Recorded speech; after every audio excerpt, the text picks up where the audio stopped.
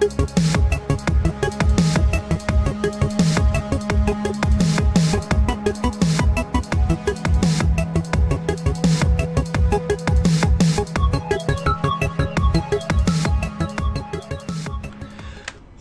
hello guys, welcome back. We're going to be doing the software now for our James Bond tracking device. So I hope you guys enjoy it. So let's go ahead and pull this on over here. Alright, so here is our software for our James Bond tracking device. Didn't have time to put like a cool comment in there saying James Bond tracking device. Anyway. Alright, I've been excited way too much about this. This is actually really cool. I'm really having fun with this little guy. Okay, so what we're going to do is we have to, our header files, we have to include our software serial, because like I said in the hardware video, we're using both hardware and software to make this thing work. GPS is on hardware, Fona, whatever it is on the software. So we define all that stuff, include the appropriate header files and whatnot, and add the library repositories to our library, where we can, if I pull this down, wait, no, yes, examples, there we go. So you got the Fona and the GPS library. Now, like I said, in the GPS library, it does for whether you're using the Flora or other Arduinos. I'm using the Leo, so that's where I use these examples, the Leo examples. If you're using a Leonardo, those are the ones to use. The other ones will work on the Uno and all that stuff. So anyway, I'm just using the Fona test. It works on all of them for the Fona, whatever it is. I'm going to say Fona. So if it's Fona, I apologize. Anyway, so we got, so here we go. We're starting our software serial. Here's where we define our pins 8 and 7. So 8 is the transmit for the Fona. 7 is the receive for the Fona. Okay. Then we go down here and we set up our GPS. Okay, so here's the hardware serial definitions right here. And so we're setting up our GPS, setting it up on serial 1, and then we're setting our my serial, our hardware serial, and setting it up and calling it serial 1. So there we go. And then we come down here and there's a little GPS echo command. This is kind of nice, like they say. It's great. I copied the comments from their stuff as well, because they did a great job letting you know what's going on. Basically, you can set this true and it'll just give you the raw data that's coming from the GPS device. It'll just start barfing it to the screen. Okay, so then we go down here and we define our reset pin, which our reset pin was connected to pin 4. I don't know if you remember that. Lordy, I'm being summoned. Looks like my wife is calling. I apologize. Okay, guys, sorry about that. My wife decided to call me. Yeah, it happens. You know, it happens. Anyway.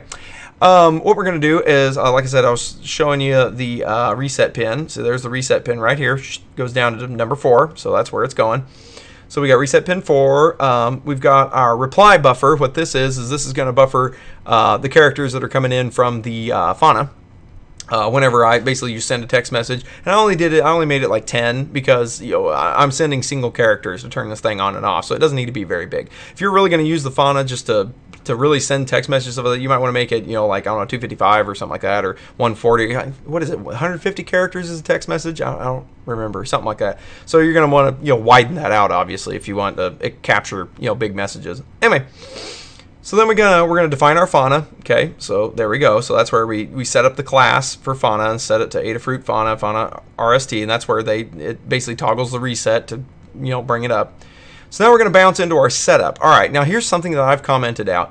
But when you are developing and you're running it here and you're using this little serial monitor little thing right here where you can watch what's going on and you print stuff to the screen. That's basically what this is setting up right here, is the serial.begin and print line, blah blah blah. That's all printing that to the USB serial port. Okay, how that's there's this while not serial. What that's doing is that's basically waiting for the serial lines is what it's gonna do. And so, oh, there's my son. I'm doing this during the day. Normally I do this during the night when everybody's asleep. Anyway, so there might be some craziness in the background, so excuse that. Anyway, we've got while serial, and what that does is that will actually, you uncomment this. I've got it commented out right now, but you uncomment this if you're going to have it basically tethered to the computer. If you're going to be running this on the computer and you're going to be debugging and whatnot, you need this on, because otherwise you won't get anything printed to your terminal. It just skips it. It just keeps on going. So, however, you want to turn this off when you finally get your project debugged and whatever, and you disconnect the Arduino from the computer, because a lot of people have run into that. If they leave that in there, the Arduino will just sit there indefinitely waiting on a terminal connection. And, well, obviously you're not plugging in a terminal. You want it to just run on its own, standalone. I saw a lot of forum posts and whatnot because, honestly, I forgot to do it. Yeah, I forgot to do it. I did it. And I was wondering what was going on. That's why. So you want to make sure and uncomment this when you are debugging it on your PC, but then once you decide to pull it out of your PC and put it on standby, you want to comment that out and upload it right before you do it, so that way it's not sitting there waiting on a terminal connection. Anyway, we set up our terminal 115200. We sent out some little bit of text, blah, blah, blah. We also set up the GPS. We turned the GPS on. We set it up for 9600 baud. That's actually pretty good. I get pretty decent speeds out of that. And then same thing with the Fona. We set it up 4800 baud. We want to do it nice and slow, just like it says, to make sure that it's easy to read. Make sure that, it's coming in and going out, properly and whatnot. And timing was a pain on this project. I will tell you that timing was an absolute pain. If you didn't get things just right, you miss the data and stuff like that, because this is all asynchronous. There's no CTR or DTR or DTS or whatever, all the serial communication, the flow control stuff. There's none of that. I mean, it's just, you're just waiting for bits to flow in and making sure you try to time it right and just capture it. And so it's kind of rough. So anyway, but I mean, it works. It's fine. So now we take and we do our some more GPS setup. I don't know if I'm going to go through all this. Like, you set up the rate. It's a 1 hertz rate. It goes all the way up to 10 hertz, but I'm not kidding you. That thing can spit the data from the satellite. It's quick. So you take a chance on missing it if you get really high. But I don't know. If you're not using an Arduino, probably if you're using faster processors, using some of them big PIC32s or something like that, or a big ARM processor, something that's just can move lightning fast, then you can probably crank it up to the moon and not worry about it. But for me, I'm leaving it at 1 hertz. We're using an Arduino. Anyway, so we go ahead and we set up and check to make sure the Fona's responding, and if it's responding, then we're good, and all that jazz. And so let's go ahead and come down into the meat of it. So what we're going to do is, here's that echo thing. Remember me telling you about, you turn that echo thing on, see, it just takes whatever it grabs, whatever the GPS reads, and just throws it to the screen, is what it does. So it's just literally the raw message coming in. So we're going to set up some character strings here, or basically, character arrays for the latitude, the longitude, the time that's associated with the latitude, and the time that's associated with the longitude. Okay. Then we're going to define our message array that basically is where we're going to store, or at least construct, the text message and then send it out, because it's all done with arrays and pointers and all that jazz, which we'll look at.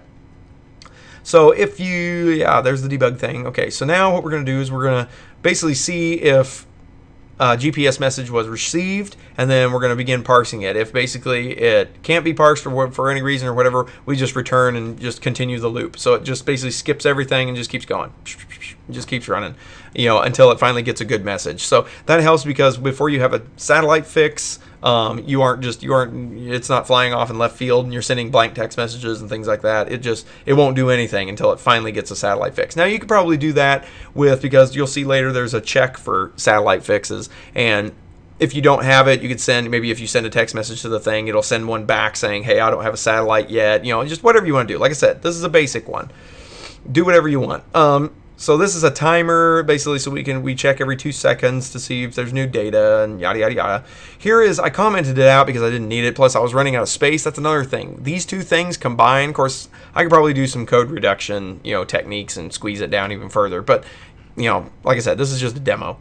But anyway, there's a whole bunch of stuff that you can do. Like I said, you can get the hour, the day, the minutes, seconds, milliseconds. You can get the month, year, you can get fix, the quality of the fix, how many satellites you have, antenna strength, I think you can even look at the battery even and how much battery power you have, and I mean just a whole host of stuff this thing will do, which is really, really slick, depending on your application. Here we go. Here's the GPS fix. So that's where the magic really begins, is we check to make sure we actually are fixed to the satellite, we are getting data and all that jazz. And so that's where I do the digital write 10. I basically turn my little LED on.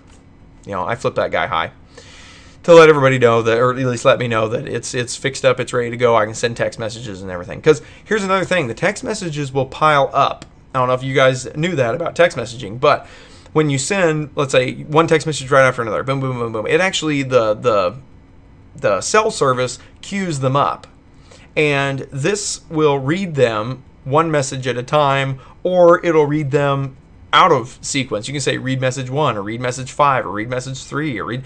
I have set this one up to only read message number 1. And what it will do is it'll read that message, do whatever it needs to do with it, and then it will delete that message to ready it for the next one. So that way there is always 0 messages in the queue until you send something to it. If messages get queued up, I have not tested that yet to see if, as it deletes them, if they shift spots, or if message 1 is literally message 1 and message 2 is message 2. I don't know if it's like an array structure that where they have indexes, or if you delete one and it just moves down the next one. You delete that one and it moves down the next one. But there's very simplistic commands. You'll see how to delete it. It's real easy. It's just a function, and you just put the number in and it'll blow it away. So anyway, you have to be careful with that and getting them queued up and getting things maybe out of sequence. And so, like I said, this is a very basic setup, so it doesn't have a whole lot of robustness and error checking and rejection and things like that. I'll probably do that later. So anyway, so I go ahead and I spit the location to the serial terminal, just so we can see it. Okay. And so that's what all this is we're taking the location, we're grabbing the latitude, we want 4 digits worth of precision, and then we're grabbing the latitude, basically the marker, whether it's north or south or east. Well, if it's latitude, it'd either be north or south, and then if it's longitude, it's east and west, right? So that's basically what the .lon and the .lat are. Those are the directions. So basically it tells you whether it's plus or minus. I think north is plus, south is minus, east is plus, and west is minus. If I remember right, so far as the latitude, longitude, coordinate system thing. Anyway, so then we go down here. Now we're going to check to see if we have a text message. So we're going to see if we've received a command. So here we go. Fauna.getNum SMS. So basically, it's going to tell me the number of text messages we have, and I just want that number not to be 0. So if it's 0, then it hasn't received anything, and then if it's greater than 0, then we're going to jump into this. So if we are greater than 0, essentially, it's going to come into here and we're going to load the message in. So we're going to use our read SMS and load it into our buffer. We are going to then, of course, obviously, if it fails, it's going to print failed. And then we've got, we're going to check the first item in the buffer. Like I said, I'm reading 1 character. You can send a whole message to this thing. Of course, I don't know, the buffer might overrun, but still, you can send a whole message to this thing. And but I'm just looking for the first character. So I'm going to look to see if it's a D. I put this in here just in case if I do get messages queued up or something and I have no way of deleting them without completely reflashing the software and going back to the other software that allows you to issue commands to it and delete the text messages off the cellular service. And so I just put in my own little command that, hey, it'll always delete message number 1. So I can just send D's to it and it'll just delete message number 1. So that was kind of my little caveat thing. As well as this is the main one, the G. I did that for get, and it'll accept a lowercase in it or an uppercase, either or. And what it'll do is now it'll start building the message. So we're going to grab the latitude and longitude. But here's the fun part. The latitude and the longitude are floating decimal point numbers. So they are a number. They are not a character. If you're going to send a message through SMS or print it to the screen, it has to be a character or a string or whatever. So this is where it's going to get tricky. Hopefully you can stay with me when I go through all this. All right, here we go. Fasten your seatbelts. So first thing we need to do in those latitude longitude numbers, let me grab a calculator. That way it's a little bit easier to show you with the calculator. Hey, there it is. Okay. So you'll get a number that's 4 digits dot 4 digits. So you'll get like, I don't know, like 87, sure. 54.2175. I don't know. You'll get a number like that. It's got 4 digits in the front, a period, and then a decimal, and then 4 digits in the back. However, how you actually read this number for GPS, and you'll also get like an N or something on the other side. Whether if it's latitude, you'll get a north and a south. You get an N or an S. If it's of course, it won't be with with this this GPS.latitude, it's only the number. You have to do the .lat, L-A-T, to get the whether it's north or south, or .lon for the east and west one. So we're not worrying about that right now. We'll deal with that later. But right now we're just dealing with the number. Well, what it does is actually the first two digits, this 8 and 7, that's actually the latitude or the longitude, depending on which number you're looking at. That's the latitude or the longitude.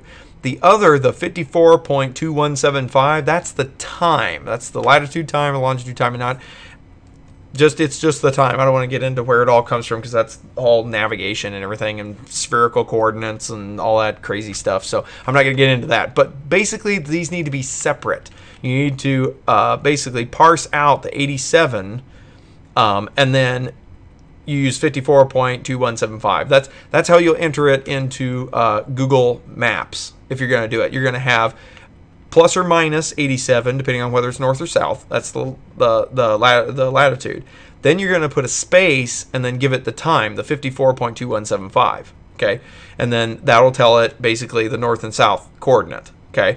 And then similarly for the longitude, you're going to do plus or minus versus east or west. It'll be plus or minus the first two digits, space, the rest of it, and that's going to give it the longitude and the longitudinal time. Okay, and then that's how it actually will pinpoint. When I first did this, I didn't know that. I just took the two numbers, threw them into Google Maps, and it was just like, I don't know what you're talking about. So that's why we're doing this crazy math right here, is because I'm trying to avoid using any more floating points than I have to, because obviously I don't know, anybody that's an experienced embedded systems designer, or even people that aren't, that have just messed with it, they realize that the minute you add a floating point number, your memory goes from big to tiny in about a fraction of a second. It's like, whoa, it takes a lot of memory for that. So you have to play around with it.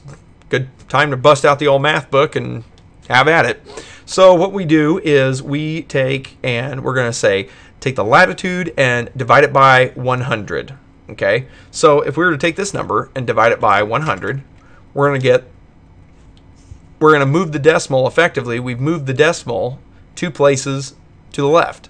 Okay, so now we can typecast that, which I don't know if any of you are familiar with that, but basically we're going to say, I just want the integer value. I don't care about this stuff that's parts of a whole. I want the whole number. Okay, only. So what I did was I took and did this integer, open parentheses, and put parentheses around that. And what that will do is that typecasts this and makes it where it only pays attention to the integer value on the result. So basically, I just stripped off those front two numbers by doing that. And so I said, and that's why I said here, I want the number to be 2, and I don't want any precision. This is working like kind of like the printf command, this D to string F command. That's what it works kind of like the printf command. And so it'll tell you, like how many digits and then how much precision after the whole number do you want. So if I had like a 1 or a 2 in there, it would put a 1 or 2 zeros. It'd be like something. It'd be like the 87.00 or something like that. Well, I don't want that. I just want the whole number, so I want a 0. And then I'm gonna store it in the array lat. Okay. Similarly, I do the same thing for the longitude. I'm gonna grab those front two numbers, strip those off. Okay. Here's where it's gonna get complicated, because I need the back. I need the back numbers. I need this other piece. Okay. So here's how we're going to do this. Let's see if I can do this with 2 calculators, maybe. Can I run 2 calculators? Yeah. Try to make this as visual as I possibly can. So now let's multiply this by 100 and get us back to our original number. Let's say this was our number. Let's just pick the latitude, because we're doing the same thing for the longitude. So for latitude, what we're doing is we're saying I want to take this number and I'm going to subtract. Basically what I need to subtract is 8700 from it, right? If I subtract 8700 from this, that's going to chop off that 87 and give me 54.2175, right? Well, but that number is going to change all the time, so how do we do that? So what I did was I said, okay, we're going to take and we're going to read the GPS latitude, and then we're going to subtract from it our 8700. And how we're going to come up with 8700 is we're going to take, and we're basically do the same thing we did up above. We're going to take the GPS latitude, so our 8754.2175, and we are going to divide it by 100. That should move the decimal 2 places to the left, okay? And then we're going to typecast it. So basically it's going to give us 87 when we typecast it. And it's just going to leave off the decimal. So then we're going to take that 87 and multiply it by 100, and that gives us 8700. And that's what this is going on right here. And then we're going to subtract that, 8700, from our original, see our original latitude or longitude, either way you look at it. Subtract that from our original, and it gives us our 54.21, whatever it is, 75. Fun games with math.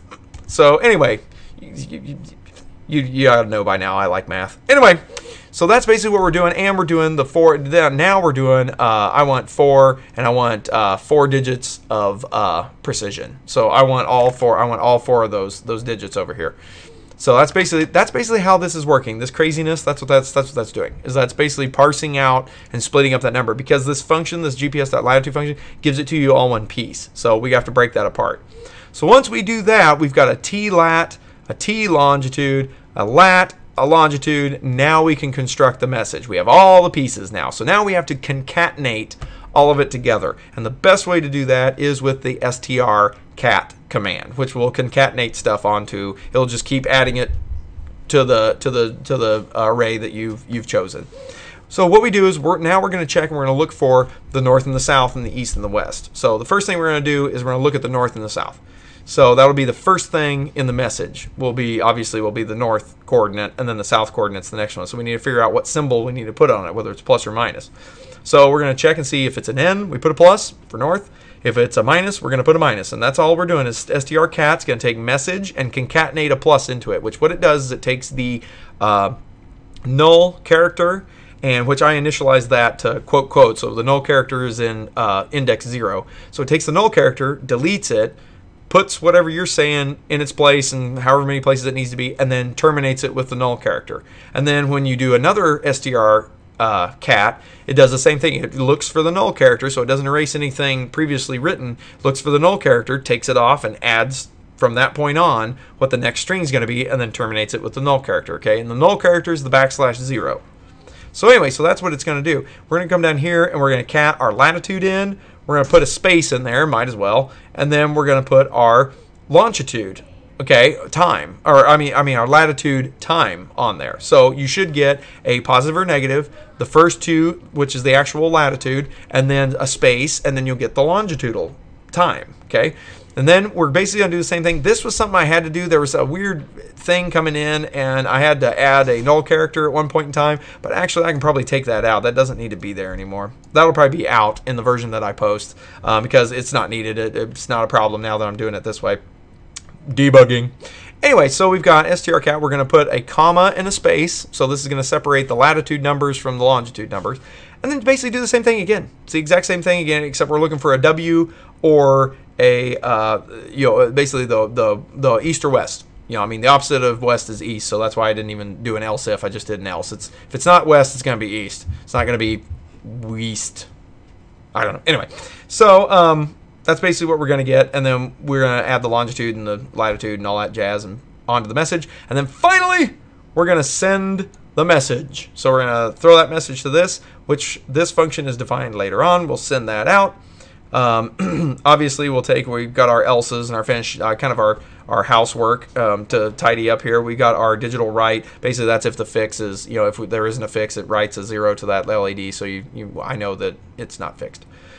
Here's our send message. It's actually really straightforward. It actually comes straight from Adafruit's deal. You use the Fona.get SMS. What I did was, well, actually, I take it back. I did this cool piece too. I forgot about this totally till I just read it. This way it will work with any phone. I don't have to put hard code a phone number into this. It will work with any phone. Basically, any phone sends this thing as text message, it will send it back to you. It'll send back to you the directions or the coordinates.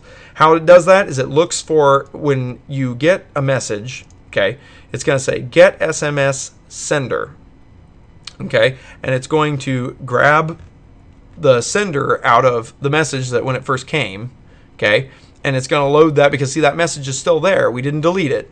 Back up here, where are we at? When we found it, where are we at? Here we go. When we read the message, see, there's no deleting of it. So we didn't delete the message. The message is still there. We just read it, saw what it was, but we didn't remove it from the cellular service. So down here, we can do the get SMS sender. We'll see who sent that message, what phone number sent that message. My other kids are back now. and we're going to save that to send to, because that's who we're going to use to send the message to. Then we're going to take, and now we're going to go ahead and delete the message. We're going to go ahead and remove it, because we're replying to it now, so it doesn't need to be there anymore. We've got the command, we understood the command, we got all the data, and now we're going to send it out. So then now we're going to remove the command. So we removed, we remove it. There's the delete. Okay, real simple. You just say message 1. Then we're going to come down here. We're going to send it out, and all we're going to do is we're just going to do a send SMS with who to send it to, phone number to send it to, and then our message. And that is it. And then we also do, just to make absolutely sure, I do another delete, because sometimes this one's probably not needed, but sometimes things can get sideways, and I just did it doubly to make absolutely sure. You can't, even if there's 0 messages, it doesn't give you an error. It just, obviously it doesn't, there's no messages to delete, it just doesn't do anything. So there's no problem in doing multiple delete commands just to make sure that it's all cleared out. I probably don't need this, but oh well, it's there. And that in a nutshell. Let's see how we do on time. Wow, we did 25 minutes. Well, anyway, that in a nutshell. I wanted to go through that code because it was quite complicated to get put together. I really like all the work that Adafruit did, though, to get it all straightened out. But anyway, that's pretty much it in a nutshell. So, guys, I hope you enjoyed this build. I'll have a demo video coming up here before too long where we'll demo it on the bench. And then I'll probably work on it some more and get it into a case or something and get it delivered into like a little package where we can stick it to a real car and actually go see where it's been, see where it's going, right? So anyway, so we'll do that later. So some cool more videos coming up on this. Looks like my son's here, so it looks like it's time for me to go. So guys, take care, keep coding, keep building. If you haven't yet, subscribe, check me out on Twitter and Instructables. This is definitely going on Instructables. Like, share, all that jazz, because it really helps me out. It helps me buy more parts and things for the. I don't take any of the money myself. I put it right back in to the videos. I get either equipment that I need to make the videos better for you guys, or I'll buy the actual products and things that I'm demoing and playing with and putting together. So it really helps out the channel. You want to see more stuff, then please hit that like button. Please share and all that jazz. Take care, guys. We'll see you next time.